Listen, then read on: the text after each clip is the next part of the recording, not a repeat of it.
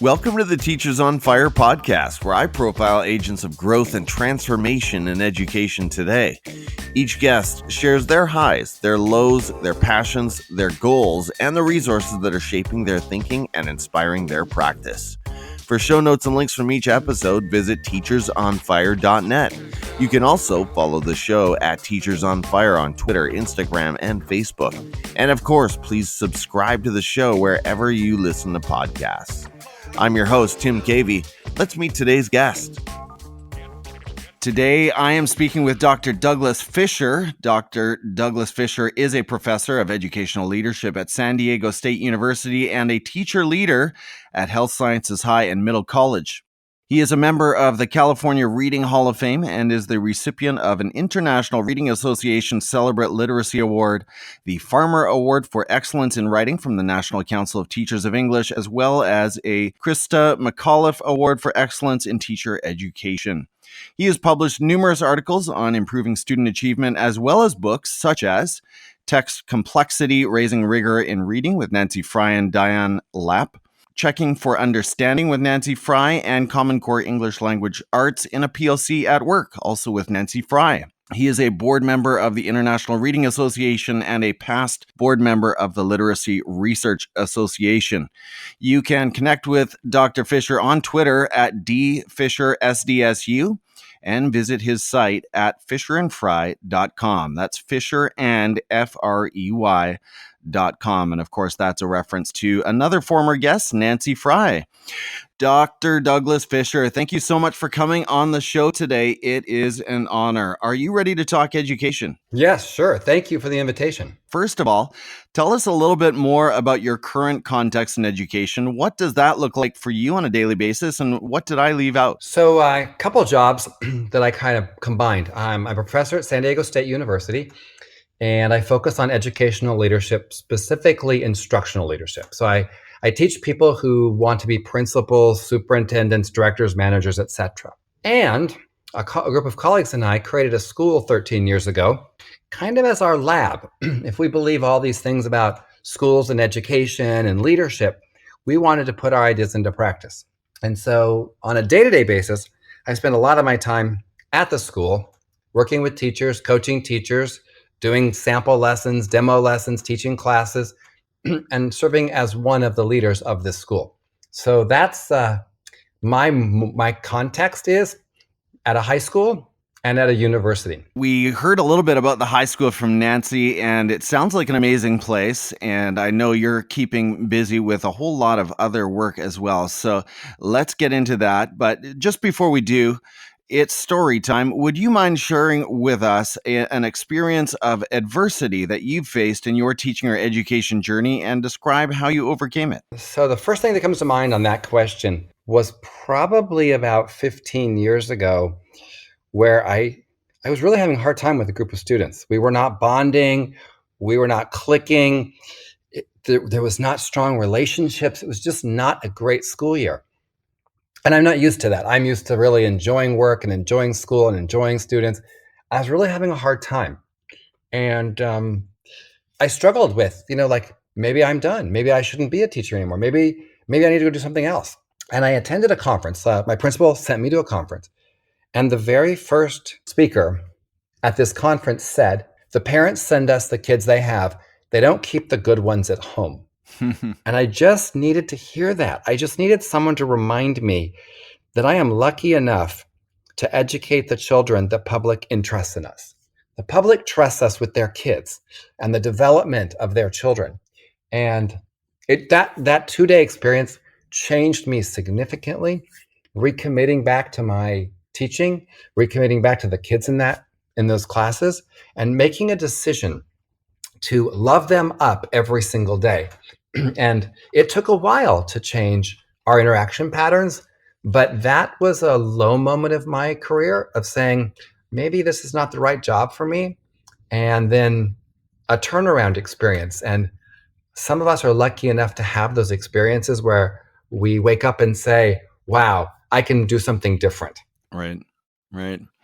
Awesome story. And I love that quote. And you're right. We need to be jolted back into the understanding or the perception, the the perspective rather that these children are incredibly valuable. They have meaning, they have significance in their families, and sometimes we forget that. We lose sight of that a little bit. Mhm. Doug, you recently co-authored This is Balanced Literacy for grades K to 6. This book's description reads, students learn to read and write best when their teachers balance literacy instruction between skills and knowledge, reading and writing, small and whole group instruction, and direct and dialogic instruction so that all students can learn to their maximum potential. Using this essential guide, tap your intuition, collaborate with your peers, and put the research-based strategies embedded within to work in your classroom for a strong and successful balanced literacy program. Well, I love the well-rounded approach to literacy described here. I'm not in the 6th grade level. I'm teaching 8th grade, but I do teach literacy. I'm all ears.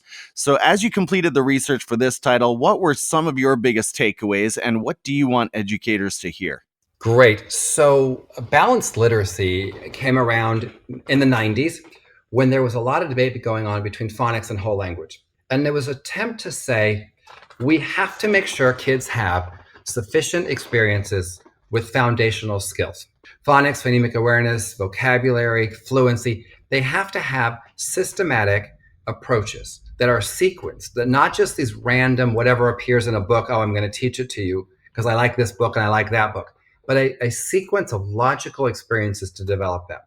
And students need meaning-making experiences where they're stretched in their listening comprehension, where they're stretched in their thinking, so that the reading and writing start to develop. Since that time, balanced literacy has mostly become a conversation in school districts about whole group and small group instruction. And we felt like we've lost the focus on where is the skills and where is the knowledge, and how do we keep those in constant balance, that we're developing students' skills at the same time we're developing their knowledge. So as we started doing this work, we came to realize that there was actually more to maintain balance in literacy. You have to also balance your reading and your writing. And in most elementary school classrooms, the estimate is that instructional minutes are probably around 80% devoted to reading and very little devoted to writing. Interesting. And one of my teachers many years ago, when I was in college, said, every writer can read, but not every reader can write. Now, I believe that's true. I've never met someone who can write really well who couldn't read. But I think we've missed this balance here of, are we using our minutes for both reading and writing? Are we using our minutes to ensure kids are getting both direct instruction and more dialogic forms of instruction? It's not an either or, it's making decisions instructionally. We started looking at more research on this and what it really takes to develop strong literacy skills with students. And we also noticed that it was informational and narrative text, that especially before Nell Duke did her studies, almost everything kids read in elementary school was narrative or fiction text. They very rarely read informational expository text. So that's another area to think about your balance. So how are we making sure kids develop reading and writing, that they were dealing with, how do we make sure kids are developing reading and writing, skills and knowledge, informational and narrative text through both direct instruction and dialogic instruction, and that there's a balance of the ways we interact with kids. So when is it appropriate to do whole class instruction? When is it appropriate to do small group? When should kids be collaborating, talking, using language with each other, and not have the teacher in the group at all? So that's what we attempted to do, is to say there are many factors that go into saying you truly have balanced literacy. The fact is that almost every district you'll ever come in contact with will say they're doing balanced literacy. Right. Yeah, because it's everywhere. But we haven't, as a field, defined what we really mean when we say balance. So we put it out there in the world and we said, here's our best take on balanced literacy. Here's the best evidence we have of what it really takes to do all of those things. Well, last year I had the privilege of attending a 2-day visible learning event put on by Corwin, and it was definitely impacting. Nancy was there, and I feel like maybe you were scheduled to be there and something came up. I can't just recall, but at any rate, it was 2 very valuable days. And I noticed that you and Nancy currently do offer a balanced literacy workshop that unpacks the fundamental principles you just described. And the event sounds amazing. And I say this in no way as a plug. This is not a paid endorsement of any kind. I say it simply as a fan of literacy instruction. So, this workshop dives deep into reading instruction, writing, assessing learning, which is always a challenge, impactful practices, class engagement, coaching, and more. Can you tell us more about what this workshop delivers? What can teachers expect to take away from that? Sure. So when we come into together on that session, we first start off with what do we mean by balance? Because many people think it's just instruction, small group, whole group.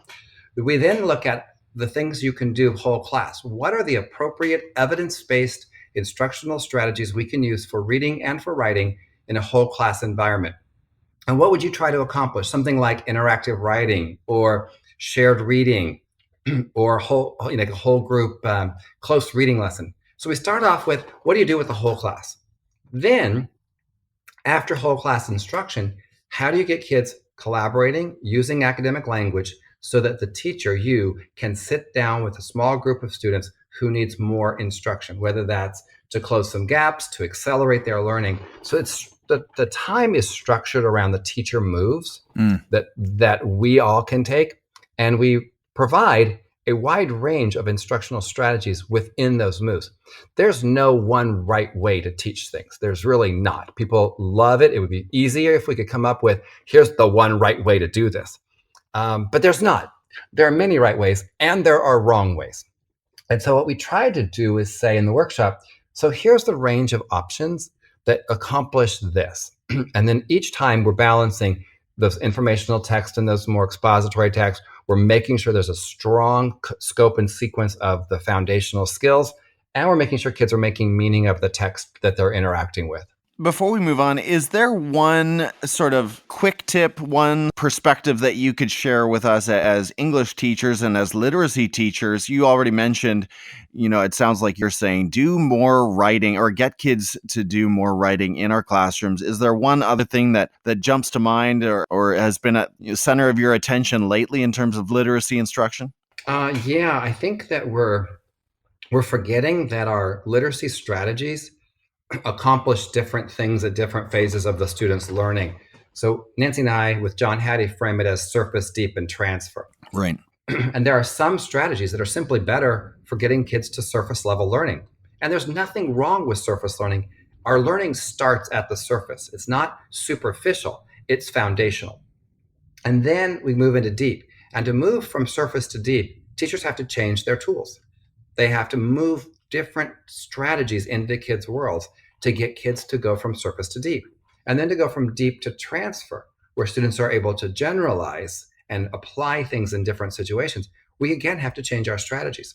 So my big learning around literacy is we have to not use our literacy strategies in the generic and be more precise. And we have to know exactly kind of the moves that kid needs right now. What will unlock literacy for that learner right now? Very, very cool. Well, for those that are perhaps a little bit new to visible learning, I encourage you to give episode 101 with Nancy Fry a listen. And we do get into that, and I'm not going to repeat that conversation.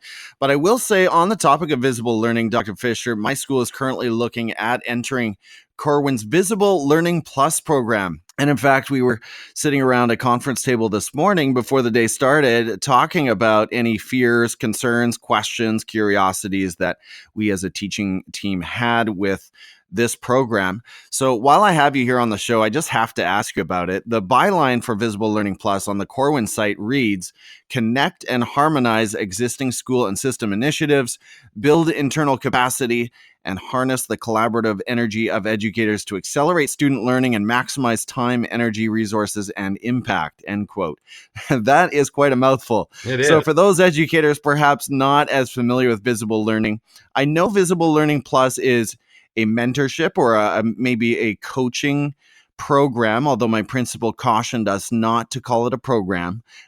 Can you describe in a very short, sort of encapsulated version, what can schools look forward to when they sign the dotted line to bring in Visible Learning Plus? What are the next steps? What does that look like in their school communities? Great. So the Visible Learning Plus mobilizes John Hattie's research. So he's been collecting meta-analyses for decades, and he has scaled them to say, we know what works best to accelerate students' learning. And we spend time on things that are not that effective. So we should spend more time on things that are more likely to get kids to learn. So that's a big part of it. But I think the bigger lesson is helping all of us determine our impact. So if we decide to take on a strategy, or if we decide to take on some sort of new initiative, did it actually change students' learning? Right. So we end up with a lot of compliance of, did you try reciprocal teaching? Did you try Jigsaw? Well, if it didn't change your students' learning, throw it away and do something different. So the impact cycles part of visible learning is really important, both the short-term and the long-term impact on students' learning. Did we actually change kids' learning? So like at the school I work at, we do a lot of pre-testing or initial assessments so that we can post-test or use those assessments to say, did they learn something that they didn't know before they got here? And then we can actually take credit for their learning. When we only used post-assessments, we know students learned it, but we don't know where they learned it or when they learned it. And they might not have learned it for us. So first, mobilizing the research base, like what works best to accelerate students' learning. Then looking at impact cycles and looking at did the teams have the impact that they're supposed to have, that they desire to have. And then third, I think this whole idea of collective efficacy is, how do you build a team that really believes that it can make a difference in the lives of kids, and then put procedures in place for that team to actually do that. It's not just, oh, yes, we believe, and then we go and do our own thing and we Yeah. have no evidence. It's not, woohoo, great, we're an amazing team, cheer, cheer, cheer, and then run away. It's about building this, looking at data to say, did our team make a difference? And as I'm quoted a lot, and John's quoted a lot, is that the idea that impact feeds the collective. When you see evidence of impact of your work, your team becomes more cohesive, they become more engaged, and they build that collective power. One of the biggest things I've taken away from visible learning is just that, as you say, the know thy impact and more checks for understanding. We have to know what our students are actually learning and if our instruction is effective. And that sounds obvious, but a lot of us, I think, have sort of neglected that in our practice. Dr. Fisher, as you look across your professional learning network and all the circles that you run in, whether it's SDSU or the high school or I know other communities as well, is there another area besides literacy that is really energizing you and setting you on fire for education right now? Perhaps is there a larger trend happening across education systems that has captured your imagination? What else is getting your attention these days? I think that the thing that's really capturing my mind right now is around teacher credibility. Mm. And it's an area that's people have talked about a lot, and it's on the influence list from John Hattie with a pretty good effect size of 1.09. But I've never really unpacked it or thought about it. And I was asked about it, 6 or 8 months ago. So I did some reading. I ended up writing a very short ASCD Ed Leadership column on it that got a lot of attention. So then I started reading even more. Nancy and I have been talking about this. Teacher credibility. Are you credible in the eyes of your students? And if so, they learn way more from you. And I started thinking about that, and we went and read some of the primary sources that went into these meta-analyses. And it's about trustworthiness. Do the students trust you? Do they think you're competent? And there can be some super low levels of this competence stuff, like teachers who change their strategies too often. The students start to think you don't know what you're doing. You're making stuff up. And we wouldn't think that. We think we're being engaging. We're making sure they're not bored. So we have to talk with our students about that. The third area is dynamism or passion. And that comes through with our interactions with students. And then finally, immediacy or closeness. Does the student perceive a closeness to the teacher, both physically, like do we ever get in proximity of students, arm's length, and perceived closeness, like our nonverbal behaviors. And when you add all these four together, the trust, the competence, the passion or dynamism, and the immediacy, you get a great influence on students' learning. Now, I think everybody knows that, But we end up with this, well, it's not my personality too. And we forget these are changeable behaviors that we can choose to engage in to get our students to learn more. So I've been really thinking about this, and Nancy and I've been writing more about it and finding these tools. Like, I didn't even know this, but there was a entomology professor who created a passion survey self-assessment. Like, how passionate are you about your teaching? Wow. That's a really cool thing. I love this tool. It's right there on the internet. There's tools around having students tell you in a survey format, do they trust you? What are the things you do that break trust? Like some of the kids say, when you publicly humiliate me for my behavior, I don't trust you anymore or I watch you publicly humiliate another student for behavior. I worry you're going to do that to me, so I don't trust you. We don't really think of those things as breaking those trust relationships or competence relationships. So I think this is the next frontier for me, is to think about what can we do to build teacher credibility so all that amazing instruction can stick.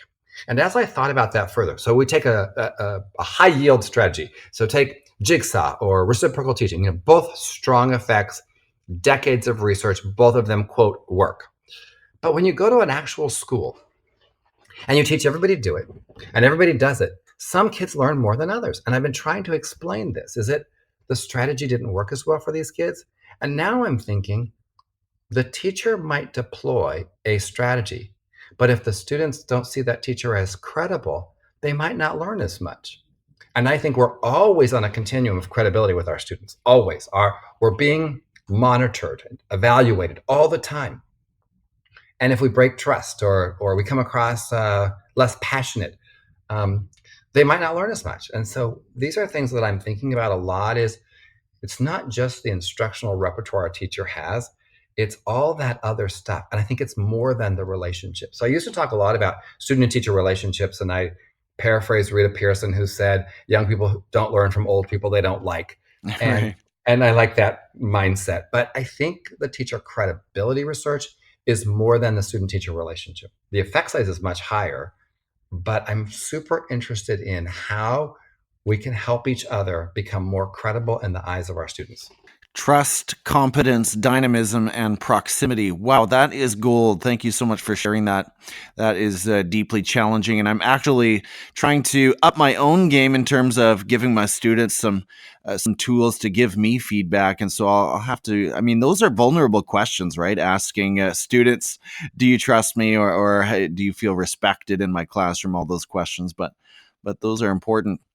Well, Dr. Fisher, tell us about how you are looking to grow professionally and improve your practice this year. Can you share with us about a specific professional goal or maybe another project that you are currently working on? Yeah, so I'm really working on academic language. How do we get students to use academic language? I want to rebuild this idea that we have a professional discourse that we know how to use. So that's what I'm working on. What are all the ways that teachers and all of us can help students elevate their academic language? So in doing that, I'm thinking a lot more about the tasks we give students. How rigorous are the tasks? How do the tasks align with the goals of academic language? So that's where I'm at in my professional goal is how do we build academic language with students? Well, I know teacher clarity is a huge part. I think it's one of the 10 mind frames, right? And it's certainly a big message that we hear from visible learning. Well, let's have some fun and step a little bit away from education. When you leave the high school, Dr. Fisher, or the university, what is another area of learning for you? What is it that ignites your passions and brings you alive as a human being? Probably travel and exercise are the things that I just super into. I change my exercise routines all the time. I run for a couple of years, and then I end up going to spin class for a while. And I joined a circus school and did trapeze class for a while. And I just I guess I get bored on a certain kind of exercise, but I like exercise. So I trade it a lot. And so that's kind of like my outside of school enjoyment. And then travel with friends and family. I love being on the road, seeing things, visiting the world, seeing other teachers and schools and friends. And so those are probably my two answers to that. Well, you are in a great part of the world to keep that running going year round. And then share with us about a personal habit or a productivity hack, Doug, that contributes to your success. How do you get it all done? Do you have a go to app or a practice or a daily routine that helps you in that regard? Yeah, so I put time, I tell people this all, I put time in my calendar to do my writing. And it is like a meeting or a class to teach. That's my job at that moment. It is not to answer email. It is not to get distracted and schedule something else. It is to write. And so I find that when it's actually in my calendar, I do it. And I say this to other people, and it's like this aha moment for them. They want to write, and I think every educator has a book in them. I really believe Yeah. that. We collect so many stories all the time. We have a book in us, or a blog, or whatever we want to disseminate, but we don't spend the time. We're not disciplined enough to sit down and actually do it. And me, I put it in the calendar. Here's the time I'm writing. It's not negotiable. This is my writing time because I need to write to get my ideas out. Because if not, they spin around my brain over and over again. So for me, writing is very helpful for me to clarify my own thinking around school and teaching and learning. And I'm thrilled that other people want to read what I write. But I really write for myself to clarify my own thinking. We write to know ourselves, right? Now, are you a 5 a.m. kind of a guy? Is that your sweet spot? Yep, morning, early morning before school, before anybody else bothers me. All right, there it is again. We've heard that lately from other guests too, so that's an emerging trend. Well, Dr. Fisher, it's time for your quick picks, and here we want to know who are the education voices and resources that are shaping your practice and inspiring your thinking today.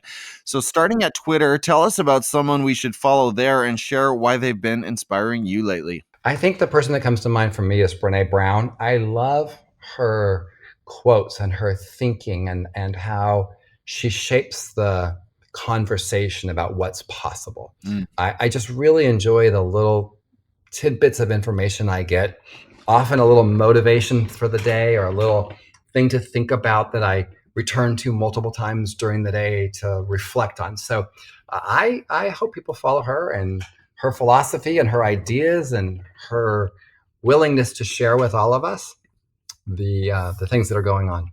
Her teacher credibility is high.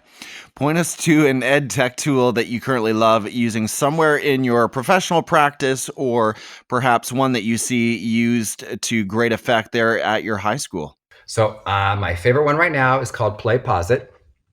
I love this tool. You can bring a video in and ask questions during the video, and you can make it so the video won't play until they answer the question. You can also make it where if they get the question wrong, they go and watch the video again and then answer it again. And I'm finding much more engagement. So I put a fair number of videos in the learning management system, and the stats show that not all the students actually watch the videos that are good information for them, including videos where I spend 3 or 4 minutes explaining something, but they don't watch it. And so PlayPosit has been really cool. And the question range can be, constructed response or, forced choice or multiple choice, but it gives students an opportunity to respond.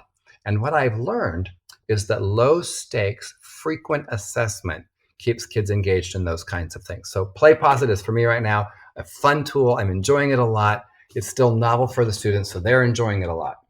Well, that one is new to me, so I look forward to taking a look at that.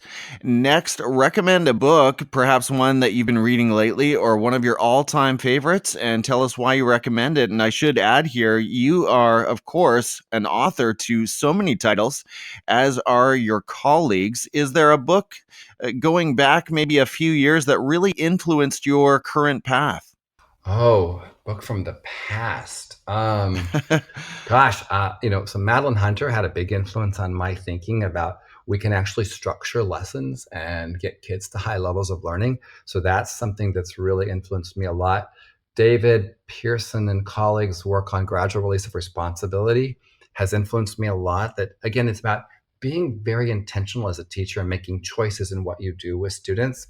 A more current book that our whole team read is Contagious Culture, which is a business book, and it's really interesting because I think it's what we're all trying to accomplish in school is this culture that becomes contagious, that everyone wants to be a part of, and that culture of achievement, that culture that we're here to be scholarly. I think that's the culture we're all trying to create. So a more recent book from our last year is Contagious Culture. And the book I'm reading right now, this guy I met many years ago, he talks about this a lot. He experienced learning disabilities and all kinds of challenges in his own learning. And his new book is called Normal Sucks. And I think that's really cool. I'm halfway through it right now. Jonathan Mooney, he tells stories of growing up and what schools did and didn't do, how his thinking was shaped, how he was told he wasn't normal, and if he could just focus.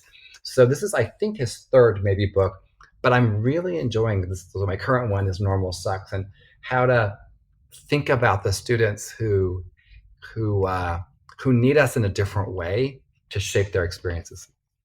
Well, it's definitely fun hearing some titles shouted out that aren't necessarily from the academic world, and it's good to hear that you take some time with the popular reading as well.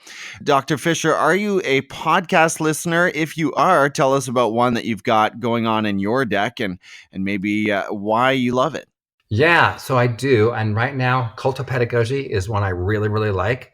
I didn't really know them much until the single point rubric article came out. Yes. And once it did, I started following them. And I'm enjoying this idea that we have this this togetherness, and there's some really good ideas about instruction. Jennifer Gonzales is amazing. And then tell us about a YouTube channel that is either making a difference in learning somewhere in some capacity, or maybe one that you just personally enjoy. So the go-to for me is TED. I still love TED Talks. I still love that format. I still love what I learn in there.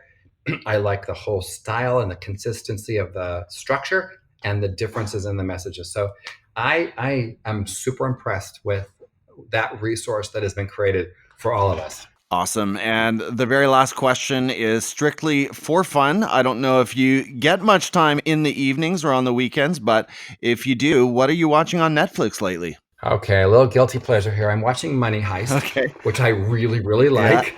Yeah. It is set in Spain. Do you know the show? I've seen it pop up in my profile. I haven't watched it. Set in Spain, this group of robbers decide to rob the bank, and the Bank of Spain, and very elaborate, really interesting characters. And I listen to it in Spanish and I read it in English on the translation. So it's also helping me with my goal of becoming increasingly proficient in Spanish. But it's really an interesting show. So you're seeing, the settings in Spain, and you're seeing some different cultural stuff, and the characters are really cool and how they develop it. And it's kind of strange for me because I'm rooting for the bad guys, and that's not what I'm supposed to do. But I actually like the bad guys. So right. I'm enjoying that show a lot. All right. Very fun. Well, I will make sure to add that one. Dr. Fisher, this has been such a fun conversation. For those interested in balanced literacy, teacher credibility, and everything else you are focused on these days, what are the best ways for the listeners to follow you and connect more? The best way is Twitter. I post at least 3 times a week, dfisher, SDSU. That's the easiest way for me. And I love sharing my ideas. And I like watching people comment and react and respond. That's the easiest way for me. Sounds good, Dr. Fisher. Again, I want to thank you so much for sharing your time with the podcast today. This has been a tremendous honor, and I know we could talk longer. I would, the questions would be infinite, but I really appreciate you sharing this amount of time with us this evening. Take care, and let's talk again soon. Thank you. Thank you very much for your time. I enjoyed it a lot. Before we sign off today, I'd like to share some highlights from around the Teachers on Fire community this week. First stop on Twitter, where Debbie Tannenbaum at Mrs. Tannenb tweeted, "I am only halfway through this podcast and cannot begin to convey how inspiring it is. So many pearls of wisdom and shout outs to the power of our PLN. Highly recommend. Thanks for the amazing content." And she also tweeted, "Such a great episode. So glad the show notes are so comprehensive." Debbie is referring to my last episode with the Right leader, Vernon Wright. Thank you so much for that, Debbie. And then Vernon Wright at the Right Leader tweeted in reply to at Hogger History, that's Danny Hogger there in California. Vernon tweets, "Thank you for that affirmation. I'm honored and grateful that you found value in the masterclass episode. It was quite an honor to have the chance to collaborate with at Teachers on Fire, #0apology zone. And I like that Vernon is calling our episode a masterclass. It was the longest episode I've ever published, basically 2 hours, maybe a minute or two shy of that mark. Next, George Valenzuela at George Does PBL tweeted, quote, "Hey, at Teach Better Team, at bbray27, at Daily STEM. Not sure if you all know my good friend Tim, but do check him out. He's pretty #amazing." And George attached a pretty funny GIF to that one. Thank you for that, George. Crystalline Oda, NBCT, at Christy Oda, tweeted, quote, "Listen to at Gameboy Drew on at Teachers on Fire talking about his teacherpreneur pitch to admins to get personalized PD and more. Much goodness flowing from this guy. Check his blog out too." Thank you for that one, Crystalline. Matt Jacobson at YodaMatt68 tweeted, #TBT, we were so honored to talk with at Mr. Cavey of the at Teachers on Fire podcast. Enjoy a look back at our interview with him and then check out the links in the show notes to follow his activities. And then Matt drops a link to learningthroughleading.com and he connects you with my conversation with Matt and his sidekick host, his fellow host, at Dr. Nick Sutton. I don't think you should call a doctor a sidekick. I don't think that's allowed. And then next, Brian Carpenter at Brian Carr, legendary supporter of the show, tweeted, "Episode 109, Marathon of Gold. Listen to the second half. At Teachers on Fire, thank you for your work in sharing your going deep conversation with Vernon this week. #Fresh Air at 5, 6.8 kilometers. #Balance LAP." Well, Brian, that was a pretty awesome walk, and I'm sure it did take you quite a few kilometers to listen to that entire episode, my conversation with Vernon.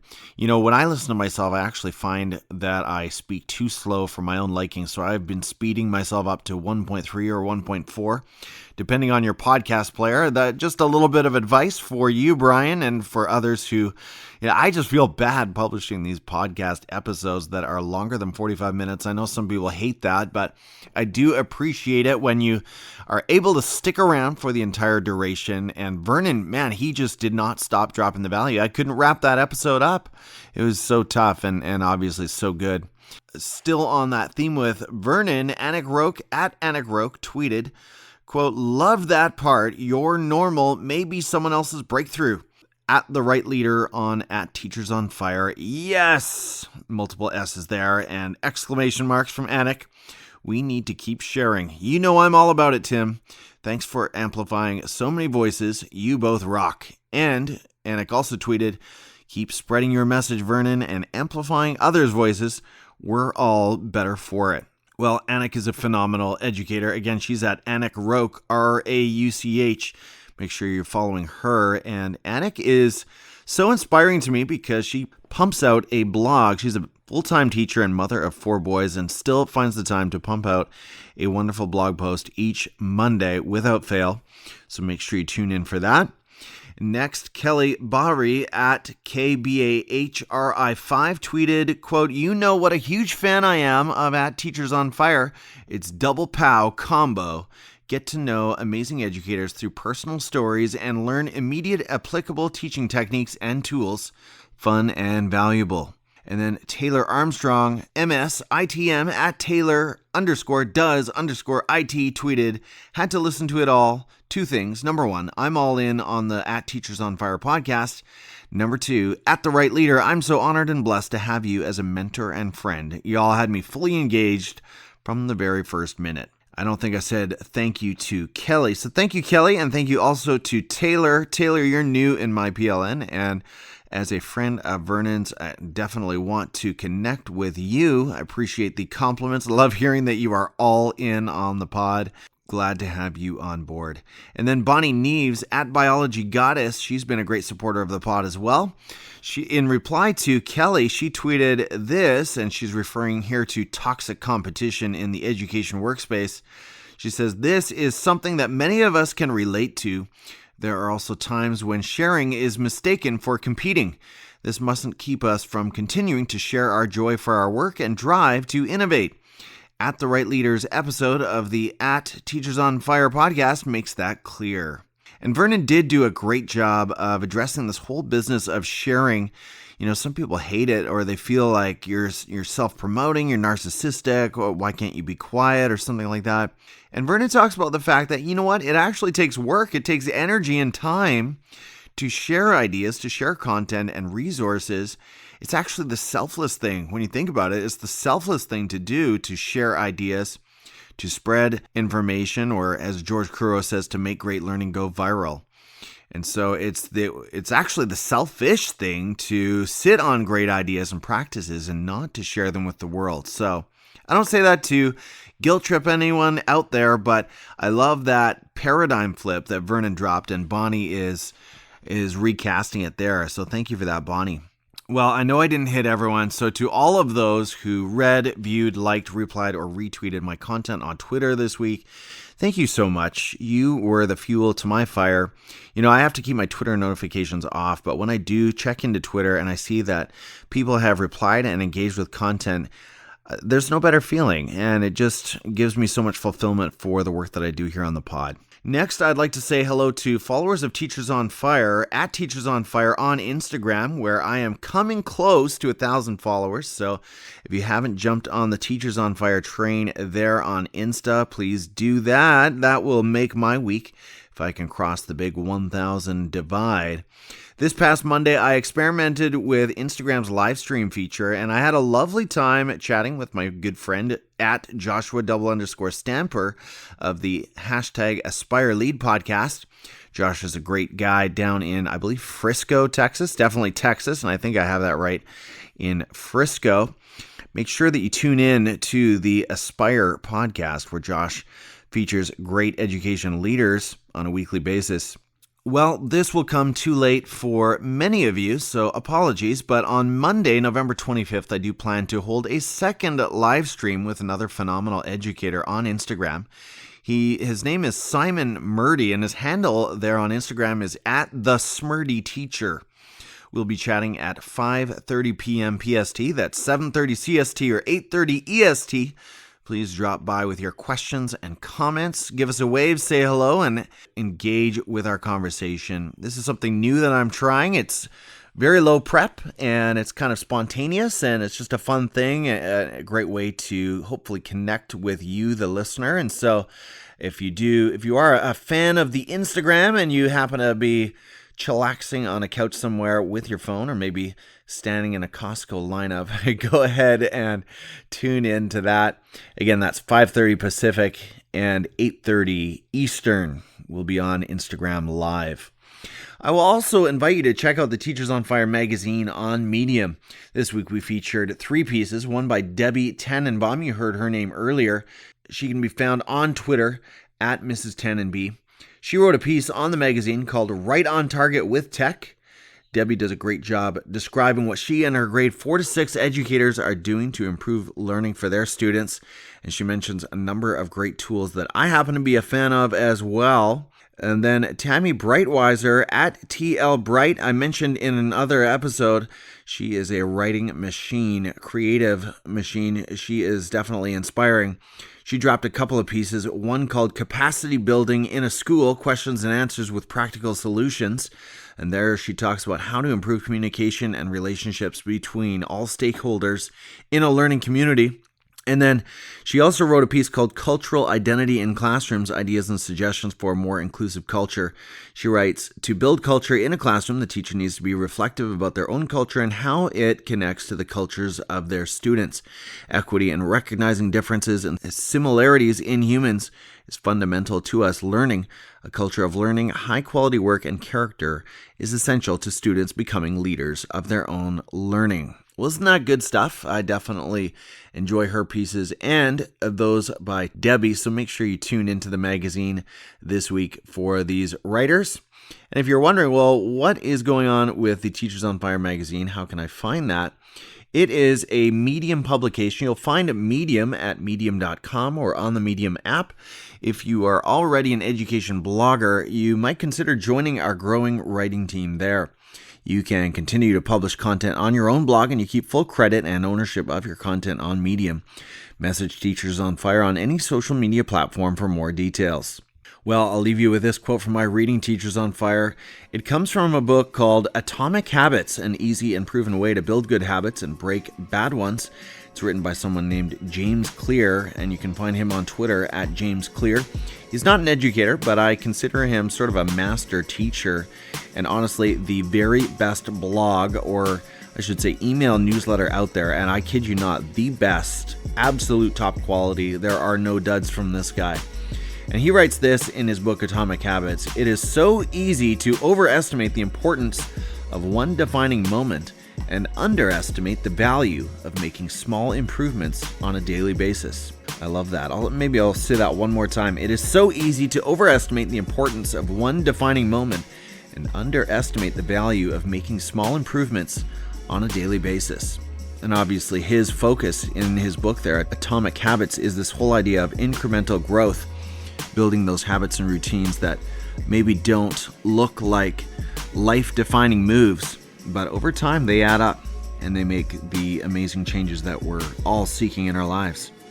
Again, I am your host, Tim Cavey, and I'm so grateful that you decided to spend some of your day listening to this podcast. I hope that in some way the content you heard today from Dr. Douglas Fisher ignited your thinking and inspired your practice.